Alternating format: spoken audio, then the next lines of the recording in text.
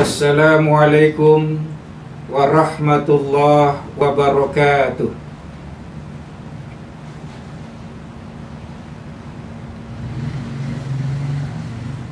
Bismillahirrahmanirrahim. Alhamdulillahi rabbil alamin. Wassalatu wassalamu ala sayyidil mursalin wa imamil muttaqin wa hujjatillahi ala nasi ajma'in. Amma ba'du.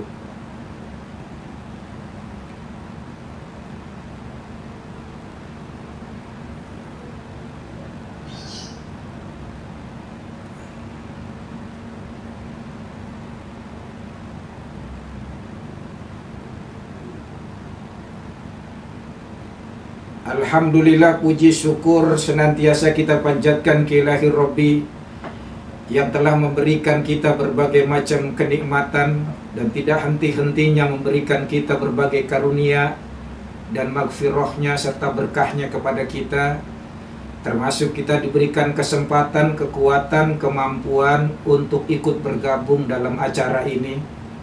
Mudah-mudahan waktu yang kita korbankan, pulsa yang kita keluarkan, dan apapun itu yang kita keluarkan, mudah-mudahan semua diganti dengan yang lebih baik dari Allah Subhanahu wa Ta'ala. Dan mudah-mudahan hidup kita senantiasa diberkahi oleh Allah Subhanahu wa Ta'ala. Salawat beserta salam senantiasa tercurah kepada junjungan kita baginda alam Nabi besar Muhammad sallallahu alaihi wasallam.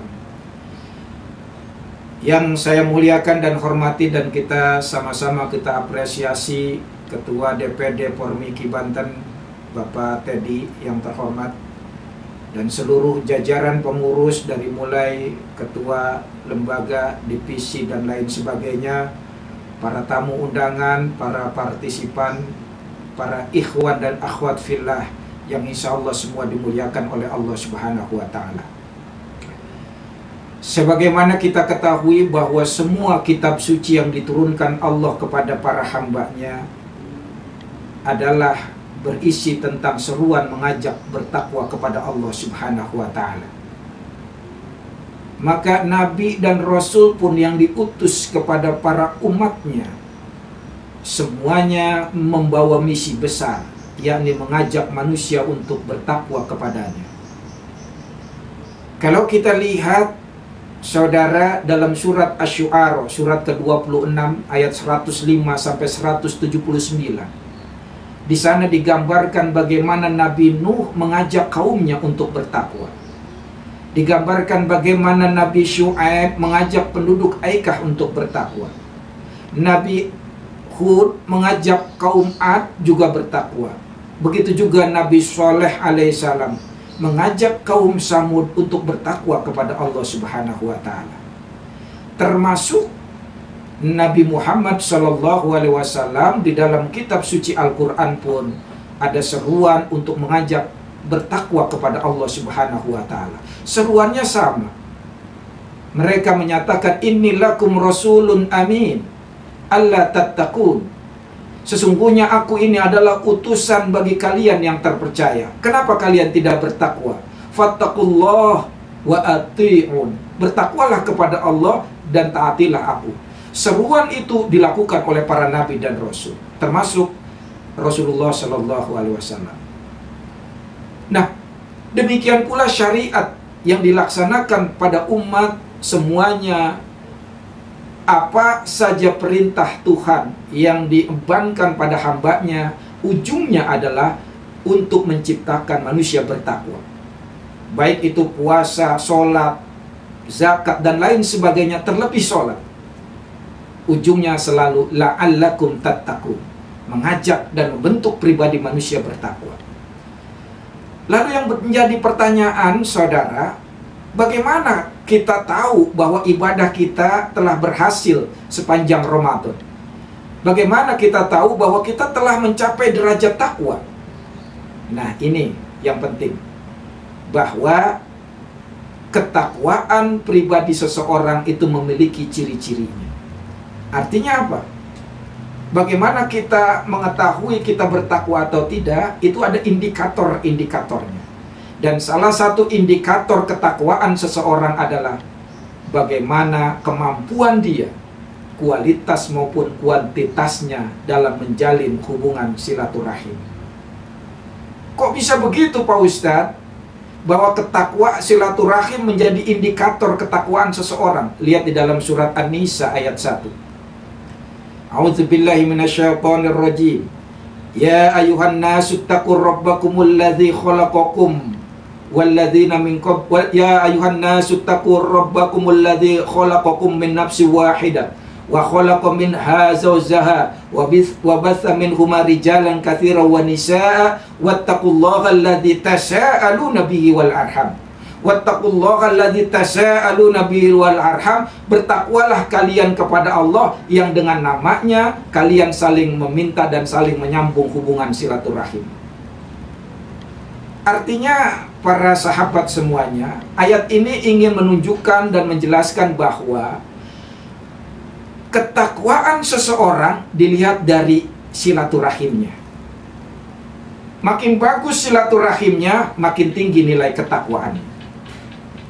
Siapa yang ingin melihat keberhasilan ibadah dan amal kebajikannya sepanjang Ramadan, maka lihatlah bagaimana silaturahimnya. Dan Bapak Ibu sekalian yang berbahagia, tidak ada alasan bagi orang yang ingin menyambung silaturahim pada situasi pandemi ini tidak bisa dilakukan. Ada orang yang bermodus berkilah, ini kan susah, kita nggak bisa tatap muka, kita tidak bisa bertamu dan lain sebagainya. Bersilaturahim tidak harus ketemu fisik. Ya, memang lebih utama dan afdol kita ketemu fisik. Tapi dalam kondisi seperti ini tidak, dan jangan kita paksakan. Banyak jalan untuk kita menjalin silaturahim. Ada kaidah yang menyatakan ma la yudraku kullu la yutraku kullu. Kalau kita tidak bisa melakukan semuanya, maka jangan ditinggalkan semuanya.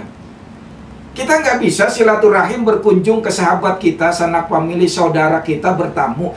Tapi juga tidak harus kemudian kita nggak mau silaturahim meninggalkan berbagai cara. Padahal banyak cara untuk kita menjalin silaturahim. Di antaranya adalah halal bihalal melalui Zoom meeting seperti ini. Ini merupakan sebuah langkah, sebuah ide, sebuah tindakan yang luar biasa untuk dalam rangka menjalin silaturahim. Semoga siapapun yang berkontribusi, berperan sehingga terciptanya terselenggaranya acara ini dengan baik dan lancar, semoga diganjar dengan pahala yang berlipat ganda oleh Allah Subhanahu wa Ta'ala. Bisa dengan cara apapun, bisa dengan telepon. Sekarang sudah tidak hanya dengan telepon suara, kita bisa video call dan lain sebagainya. Bahkan Bapak Ibu, dengan hanya melike status seseorang, itu adalah merupakan upaya dan ikhtiar menjalin silaturahim. Jangan dianggap ringan loh kita melike status seseorang. Itu bernilai pahala. Kalau statusnya baik tentunya. Kalau upload fotonya, kita upload foto orang, kita like. Kalau foto itu bagus, foto itu baik, bukan foto-foto yang tidak senonoh, kita like, itu merupakan hubungan silaturahim yang luar biasa. Dahsyat, pahalanya besar, padahal hanya mengklik dengan jari kita sekali saja. Tapi selama like itu tidak dibatalkan, pahala silaturahim kita mengalir terus sampai alam barzakh, alam kubur kita, Masya Allah. Kenapa? Karena kita melike status seseorang itu udah, orang itu bahagia, membahagiakan orang, Masya Allah, dahsyat pahalanya. Apalagi bukan hanya mengelek, kita pakai komen.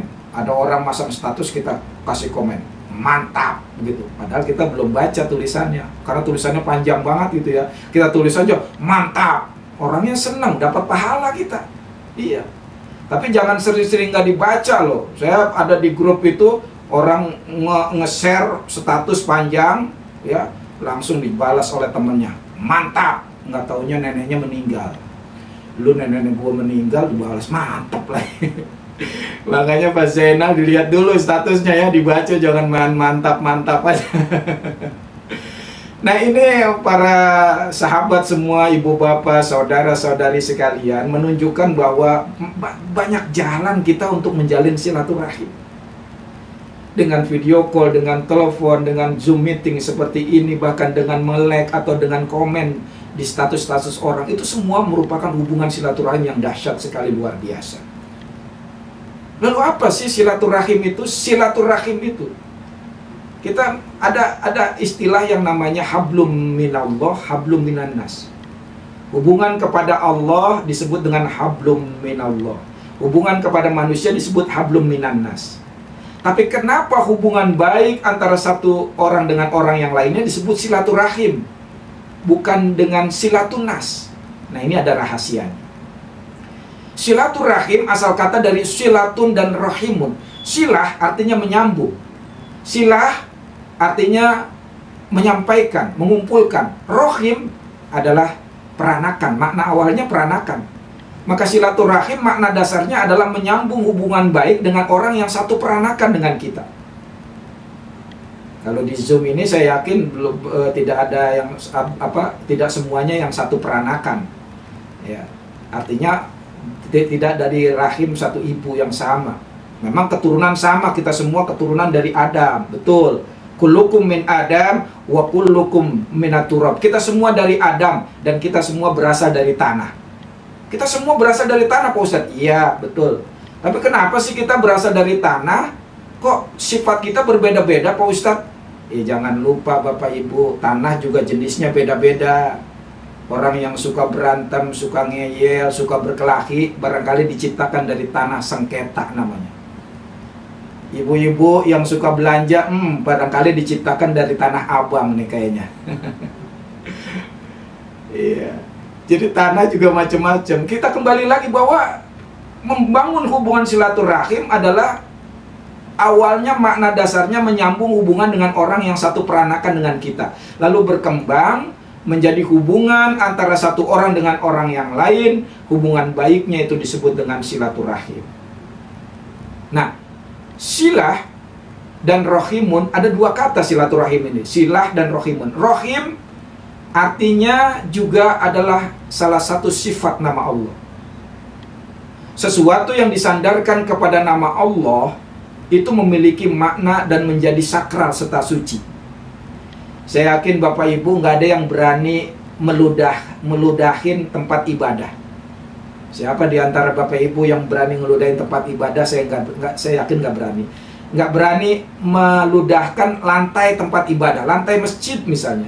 Bapak Ibu ludahin, saya yakin nggak berani. Tapi lantai yang sama, keramik yang sama, beli di material yang sama, harga yang sama, ada di kamar mandi kita, saya yakin jangankan diludahin, mohon maaf, kita pakai buat BAB juga berani. Kenapa? Karena yang di masjid lantainya sudah disandarkan kepada nama Allah. Yang di kamar mandi kita tidak disandarkan kepada nama Allah. Itu artinya apa? Silaturahim ini adalah hubungan yang disandarkan kepada nama Allah, maka dia menjadi sakral dan suci. Siapa yang menyambung hubungan silaturahim, maka dia menyambung atas namaku. Siapa yang memutus silaturahim, maka dia memutus atas namaku. Siapa yang menyambung silaturahim, dia menyambung denganku. Siapa yang memutus silaturahim, maka dia memutus denganku. Masya Allah. Itu yang pertama. Singkat saja. Yang kedua, rohim berasal dari kata rahmat. Jadi siapa yang menyambung hubungan silaturahim, maka dia akan dapat rahmat dari Allah. Ini uniknya Bapak Ibu, bahasa Arab luar biasa uniknya. Kalau ada kata dasar yang memiliki kata yang sama, maka dia secara filosofis mengandung ada kaitan erat di dalamnya. Contoh misalnya mar'ah dengan mir'ah. Bedanya harokat fathah dengan kasroh doang. Mar'ah artinya perempuan, mir'ah artinya cermin, kaca. Perempuan nggak jauh-jauh dari cermin. Apalagi dulu kalau belum ada HP, kalau ngaca tuh lama banget ya, Mbak Siska ya, Mbak Wiwi tuh. Perempuan tuh kalau diperiksa tasnya mesti ada cerminnya, ya. Itu kenapa? Karena erat kaitannya perempuan dengan cermin. Secara filosofis, perempuan adalah cerminnya laki. Istri adalah cerminnya suami. Kalau pengen lihat imannya suami, lihat iman istrinya. Kalau pengen lihat akhlaknya suami, lihat akhlak istrinya. Kalau pengen lihat dompetnya suami, lihat muka istrinya. Ibu suaminya lagi bokeh ya? Kok Pak Ustadz tahu? Muka lu demak banget kelihatannya. Maaf ya Mbak Siska, teman-teman yang lain bercanda biar nggak tegang begitu ya. Nah ini juga maka rohim seakar kata dengan rahmat. Artinya apa? Orang yang menjalin hubungan silaturahim, maka dia mesti dapat rahmat dari Allah Subhanahu wa Ta'ala. Dan ini yang paling dipegang nih, Bapak Ibu, paling dipegang, diingat-ingat, bahwa tidak ada kebaikan yang paling cepat dibalas oleh Allah di dunia sebelum di akhirat selain orang yang menyambung hubungan silaturahim. Kebalikannya Bapak Ibu, tidak ada azab, tidak ada balasan azab yang diberikan oleh Allah paling cepat di dunia sebelum di akhirat selain orang yang memutus hubungan silaturahim. Masya Allah. Makanya barangkali ada orang yang kerja siang malam tapi kok rezekinya begitu-gitu aja. Boleh jadi ada orang yang dia putus hubungan silaturahim.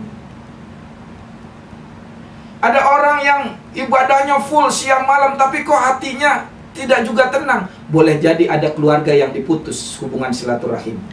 Ada orang yang jabatannya nggak naik-naik, boleh jadi periksa ada keluarga, sanak famili, tetangga, atau orang lain yang dia putus hubungan silaturahimnya. Kalau silaturahim diputus, rahmat Allah akan tertutup. Masya Allah. Saya pengen tanya nih, Bapak Ibu kemarin silaturahimnya atau nelfonnya, ucapan selamat Hari Raya Idul Fitrinya, nge-share chat WA-nya ke orang yang baik sama Ibu, apa orang yang jahat? Kita ngechat orang, memberikan silaturahim, ucapan silaturahim sama orang yang baik sama kita, apa-apa sama orang yang telah menyakiti kita, menzolimi kita, gitu. Kalau kita hanya mengechat kepada orang yang baik, kita memberikan ucapan selamat kepada orang yang memang berbaik dengan kita, maka itu bukan silaturahim. Itu memang sudah harus. Orang baik harus dibalas dengan kebaikan. Itu udah kudu kalau kata orang Betawinya, wajib. Itu namanya hukum dagang. Udah nggak perlu kuliah, nggak perlu dengerin ceramah, nggak perlu dengerin tausiah. Kalau orang berbuat baik harus kita baikin. Orang ngasih harus kita kasih lagi. Itu mah udah hukum dasar. Tapi yang disebut silaturahim adalah, yang benar-benar silaturahim adalah kita menyambung hubungan kepada orang yang telah memutus hubungan dengan kita. Ini yang paling keren. Makanya ganjarannya langsung cepet. Coba ada Bapak Ibu, ada keluarganya yang mati obor, ada teman yang sudah patah arang, coba telepon, hubungin dia, minta maaf, atau sambung lagi silaturahim. Yakin rezekinya langsung mengalir deras. Yakin rahmat Allah akan turun.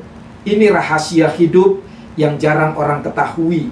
Karena ikhtiar udah mati-matian, tapi kenapa tujuan belum tercapai? Coba ini, periksa lagi. Ada keluarga barangkali, ada sahabat barangkali, ada teman kerja atau teman kantor yang selama ini kita diamkan.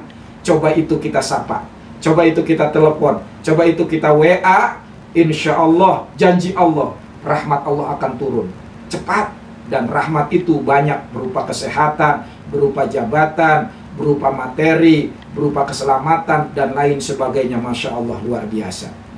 Mudah-mudahan kita semua bisa menyambung hubungan silaturahim antar sesama kita, keluarga kita, sahabat kita, dan lain sebagainya.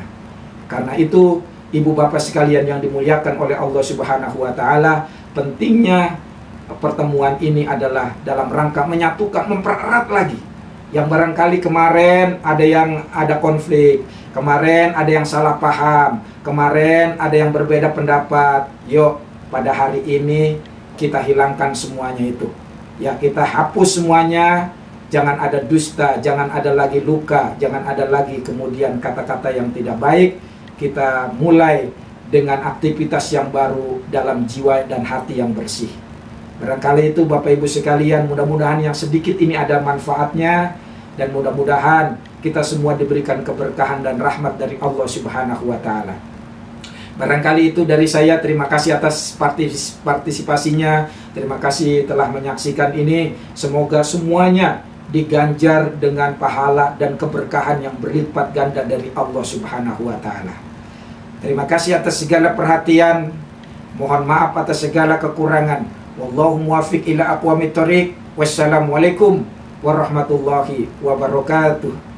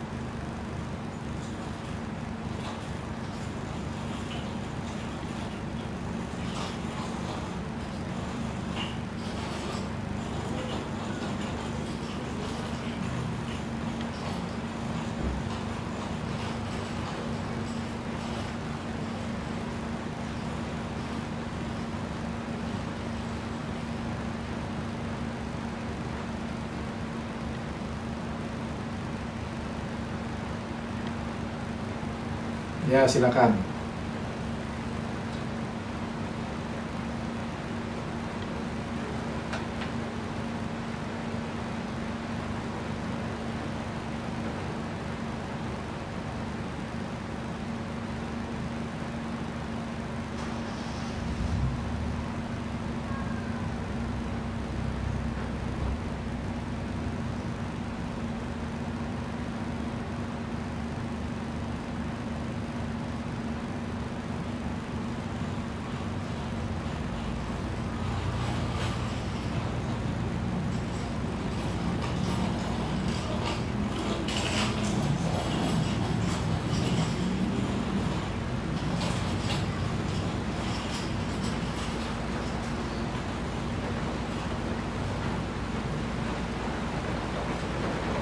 Ya, baik.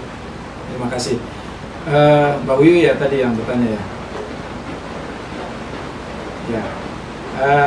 Di dalam amal kebajikan orang itu setidaknya ada dua golongan. Pertama, amal kebajikan lil hasanat. Yang kedua, amalan untuk lil qurbah. Ada amalan yang baik kita lakukan, tapi ada lagi yang hebat, amalan untuk mendekatkan diri kita kepada Allah. Kalau amalan yang benar-benar ingin mendekatkan diri kepada Allah, kita niatkan semata-mata memang karena Allah. Tidak ada motivasi yang lainnya. Ini cepat mendekatkan diri kita kepada Tuhan. Dan orang kalau sudah dekat pada Tuhan, apa saja dikasih. Laksana, kalau Tuhan sudah senang sama hambanya, udah apa aja dikasih. Kayak orang tua, sama anak, sama bayi. Bayi itu nggak perlu minta.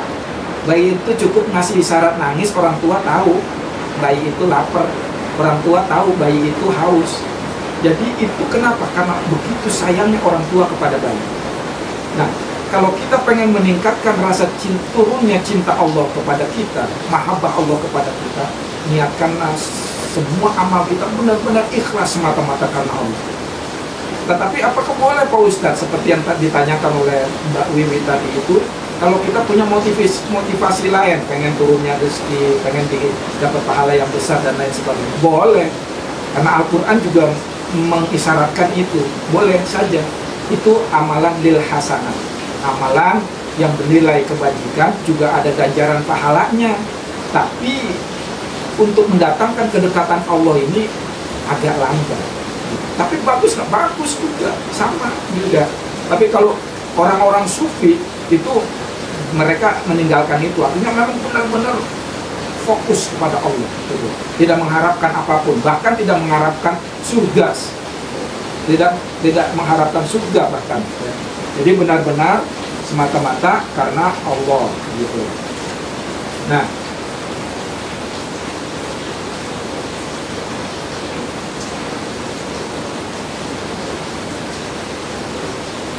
halo.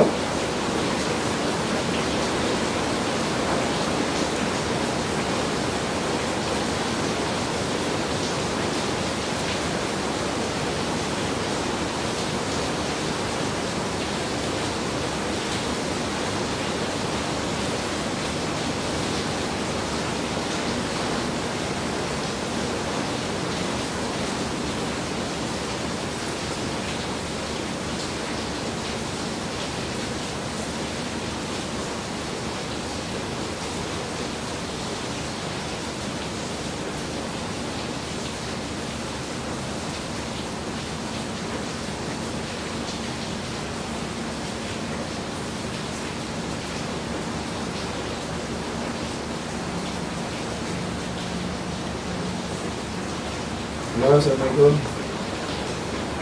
Ya, ya maaf terputus tadi. Ya, ya jadi begitu Mbak Wiwi. Ada amalan lil hasanat dan amalan lil qurbah. Boleh dua-duanya boleh kita lakukan. Tapi yang lebih hebat lagi adalah amalan lil qurbah yang memang benar-benar kita berbuat kebajikan hanya semata-mata kita niatkan mencari ridho Allah Subhanahu wa taala, tidak mengharapkan yang lain. Begitu kira-kira Mbak Wiwi dan yang lain.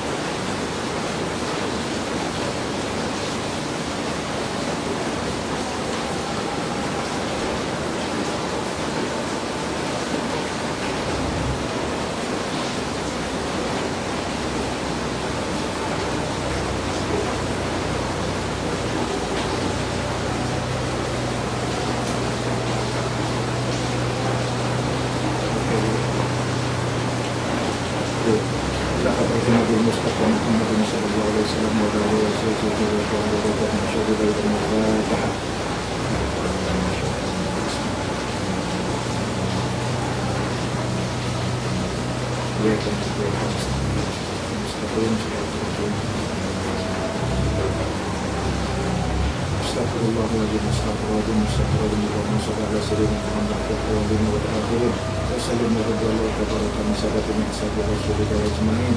Bismillahirrahmanirrahim. Alhamdulillahi rabbil alamin. Hamdan syakiran hamdan majidan. Ya Rabbana lakal hamdu wa lakal syukru kama yanbaghi li jalali karim wa azimi sultanik. Allahumma shalli ala sayyidina Muhammad wa ala ali sayyidina Muhammad. Salatan tujina biha min jami'il ahwal wal afat wa taqdirana biha jami'al hajat wa tutahhirna biha min jami'i sayyi'at wa tarfa'una biha indaka 'ala darajat wa tuballighuna biha aqsal ghayat min jami'il khairatil hayati wa ba'dal mamat. Rabbana zalamna anfusana wa lam taghfir lana wa tarhamna lanakunanna minal khasirin. Rabbana ighfir lana dhunubana wa liwalidina warhamhum kama rabbayana shighara. Allahumma arinal haqqa haqqan warzuqna ittiba'ahu wa arinal batila batila warzuqna ijtinabah. Allahumma ij'al jam'ana hadza jam'an marhuma wa tafarruqana min ba'di tafarruqan ma'suma. Ya awwalal awwalin ya akhiral akhirin ya dzal quwwatil matin ya rahmal masakin bi rahmatika ya arhamar rahimin. Rabbana atina fid dunya hasanah wa fil akhirati hasanah wa qina adzabannar wa qina adzabannar wa qina adzabannar wa adkhilnal jannata ma'al abrar ya aziz ya ghafar ya karim ya sattar. Fadlika subhana rabbika rabbil izzati amma yasifun wa salamun alal mursalin walhamdulillahi rabbil alamin. Amin amin ya rabbal alamin.